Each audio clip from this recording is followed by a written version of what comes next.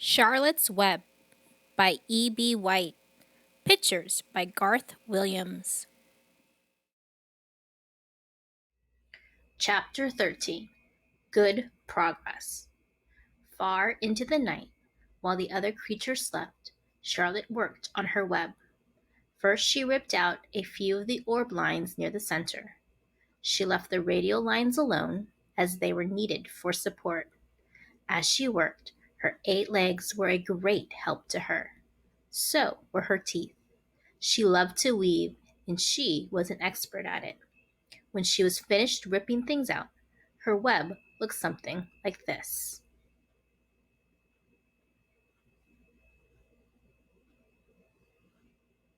A spider can produce several kinds of thread. She uses a dry, tough thread for foundation lines, and she uses a sticky thread for snare lines, the ones that catch and hold insects. Charlotte decided to use her dry thread for writing the new message. If I write the word terrific with sticky thread, she thought, every bug that comes along will get stuck in it and spoil the effect. Now, let's see. The first letter is T. Charlotte climbed to a point at the top of the left-hand side of the web. Swinging her spinnerets into position, she attached her thread and then dropped down. As she dropped, her spinning tubes went into action and she let out thread. At the bottom, she attached the thread. This formed the upright part of the letter T. Charlotte was not satisfied, however. She climbed up and made another attachment right next to the first. Then she carried the line down so that she had a double line instead of a single line. It will show up better if I make the whole thing with double lines.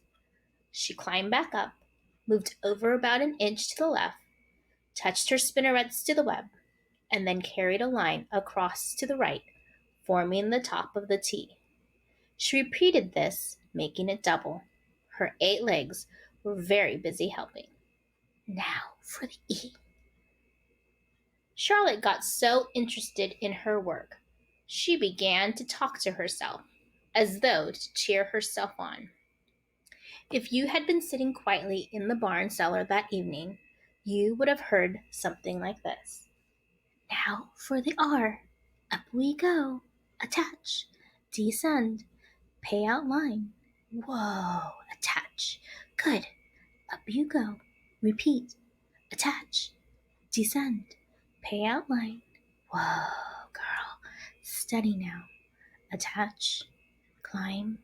Attach. Over to the right. Pay out line. Attach. Now right and down and swing that loop and around and around. Now into the left. Attach. Climb. Repeat. Okay. Easy. Keep those lines together. Now, then, out and down for the leg of the R. Pay out line. Whoa. Attach. Ascend. Repeat. Good girl. And so, talking to herself, the spider worked at her difficult task. When it was completed, she felt hungry. She ate a small bug that she had been saving. Then she slept. Next morning, Wilbur arose and stood beneath the web. He breathed the morning air into his lungs. Drops of dew catching the sun made the web stand out clearly. When Lurvy arrived with breakfast, there was the handsome pig, and over him, woven neatly in block letters, was the word terrific. Another miracle. Lurvy rushed and called Mr. Zuckerman. Mr. Zuckerman rushed and called Mrs. Zuckerman. Mrs. Zuckerman ran to the phone and called the Arables. The Arables climbed into their truck and hurried over.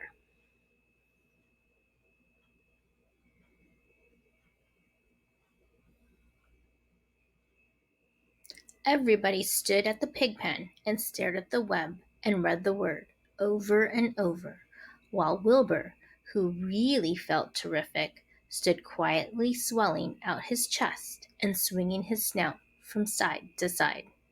Terrific, breathed Suckerman in joyful admiration. Edith, You better phone the reporter on the Weekly Chronicle and tell him what has happened. He will want to know about this. He may want to bring a photographer. There isn't a pig in the whole state that is as terrific as our pig." The news spread. People who had journeyed to see Wilbur when he was some pig came back again to see him now that he was terrific. That afternoon, when Mr. Zuckerman went to milk the cows and clean out the tie-ups, he was still thinking about what a wondrous pig he owned. "Lurvy," he called, "there is to be no more cow manure thrown down into that pig pen.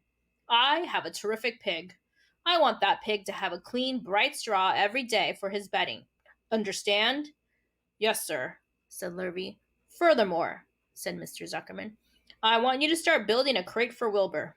I have decided to take the pig to the county fair on September 6th. Make the crate large and paint it green with gold letters." "What will the letters say?" asked Lurvy. "They should say, 'Zuckerman's Famous Pig.'"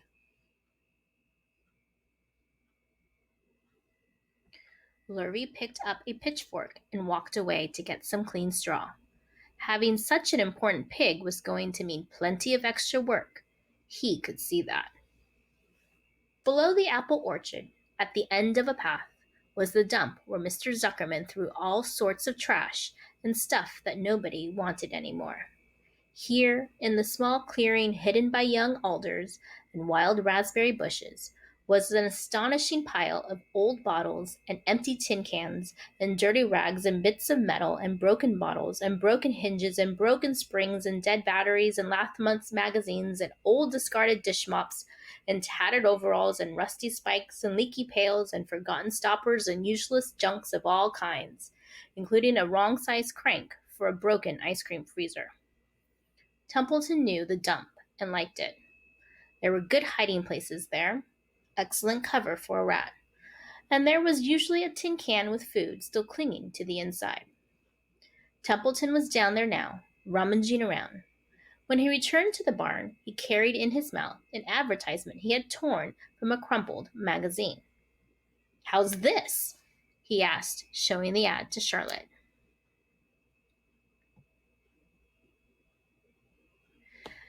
"It says crunchy.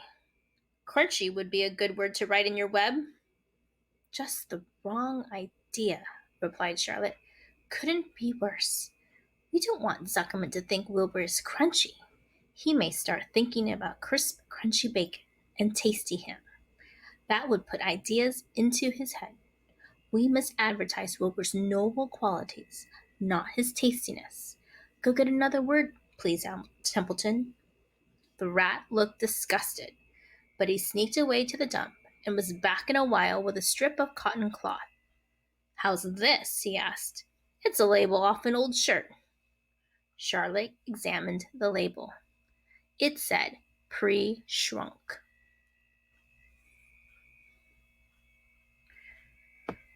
"I'm sorry, Templeton," she said, "but pre-shrunk is out of the question. We want Zuckerman to think Wilbur is nicely filled up, not all shrunk up. I'll have to ask you to try again." "What do you think I am, a messenger boy?"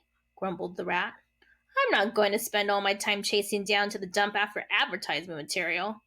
"Just once more, please," said Charlotte. "I'll tell you what I'll do," said Templeton. "I know where there's a package of soap flakes in the woodshed. It has writing on it. I'll bring you a piece of the package." He climbed the rope that hung on the wall and disappeared through a hole in the ceiling. When he came back, he had a strip of blue and white cardboard in his teeth. "There," he said triumphantly. "How's that?" Charlotte read the words, "With new radiant action." "What does it mean?" asked Charlotte, who had never used any snowflakes in her life. "How should I know?" said Templeton. "You asked for words, and I brought them. I suppose the next thing you'll want me to fetch is a dictionary." Together they studied the soap ad. "With new radiant action," repeated Charlotte slowly. "Wilbur!" she called. Wilbur who was asleep in the straw, jumped up. Run around, commanded Charlotte. I want to see you in action, to see if you are radiant. Wilbur raced to the end of his yard. Now back again. Faster, said Charlotte. Wilbur galloped back. His skin shone. His tail had a fine tight curl in it. Jump into the air, cried Charlotte. Wilbur jumped as high as he could. Keep your knees straight and touch the ground with your ears, called Charlotte. Wilbur obeyed. Do a backflip with a half twist in it, cried Charlotte.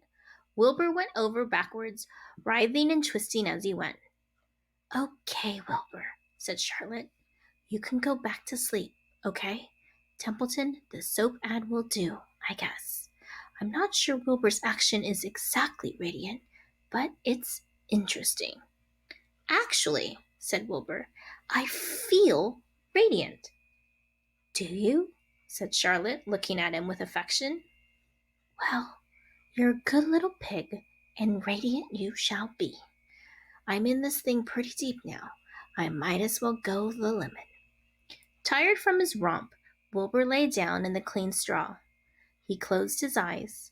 The straw seemed scratchy, not as comfortable as the cow manure, which was always delightfully soft to lie in. So he pushed the straw to one side and stretched out in the manure. Wilbur sighed. It had been a busy day, his first day of being terrific. Dozens of people had visited his yard during the afternoon, and he had had to stand and pose, looking as terrific as he could. Now he was tired. Fern had arrived and seated herself quietly on her stool in the corner. Tell me a story, Charlotte, said Wilbur as he lay waiting for sleep to come. Tell me a story. So Charlotte, although she, too, was tired, did what Wilbur wanted. Once upon a time, she began, I had a beautiful cousin who managed to build her web across a small stream. One day, a tiny fish leaped into the air and got tangled in the web. My cousin was very much surprised, of course. The fish was thrashing wildly. My cousin hardly dared tackle it, but she did. She swooped down and threw great masses of wrapping material around the fish and fought bravely to capture it. Did she succeed? Asked Wilbur. It was a never-to-be-forgotten battle, said Charlotte. There was the fish, caught only by one fin, and its tail widely thrashing and shining in the sun. There was the web sagging dangerously under the weight of the fish. How much did the fish weigh? Asked Wilbur eagerly. I don't know, said Charlotte. There was my cousin, slipping in, dodging out, beating mercilessly over the head by the wily thrashing fish, dancing in, dancing out, throwing her threads and fighting hard. First she threw a left around the tail. The fish lashed back.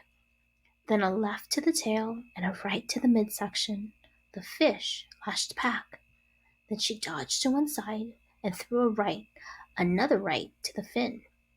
Then a hard left to the head, while the web swayed and stretched.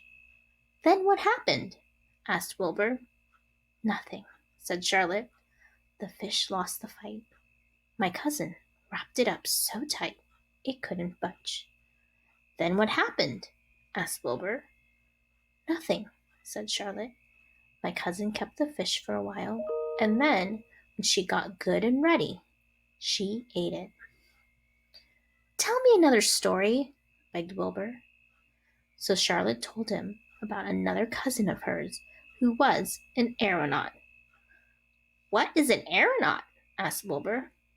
A balloonist, said Charlotte. My cousin used to stand on her head and let out enough thread to form a balloon. Then she'd let go and be lifted into the air and carried upward on the warm wind. Is that true? Asked Wilbur. Or are you just making it up? It's true, replied Charlotte. I have some very remarkable cousins. And now, Wilbur, it's time you went to sleep. Sing something, begged Wilbur, closing his eyes. So Charlotte sang a lullaby while crickets chirped in the grass and the barn grew dark. This was the song she sang. Sleep, sleep, my love, my only, deep, deep in the dung and the dark. Be not afraid and be not lonely. This is the hour when frogs and thrushes praise the world from the woods and the rushes. Rest from care, my one and only, deep in the dung and the dark. But Wilbur was already asleep. When the song ended, Fern got up and went home.